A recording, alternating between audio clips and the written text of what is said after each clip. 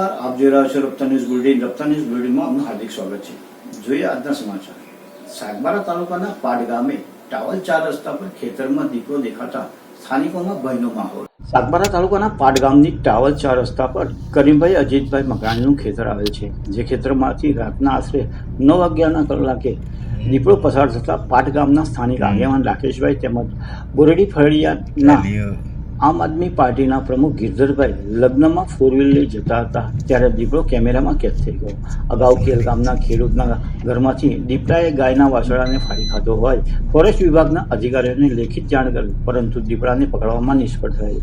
લોકોને રાતના સમયે ઘરની બહાર નીકળતા ડર લાગે છે, તેથી આ દીપડાને પકડવા ફોરેસ્ટ વિભાગના કર્મચારીઓ તાત્કાલિક કાર્યવાહી કરે તેવી લોકોની માંગ છે. તો ભરૂચ જિલ્લાના બીજા સમાચાર પ્રાપ્ત થઈ રહ્યા છે કે ભરૂચ જિલ્લાના નેત્રંગ તાલુકાના કોસબાર ગામ પાસે ડમ્ફર ગાડીને નડ્યો અકસ્માત.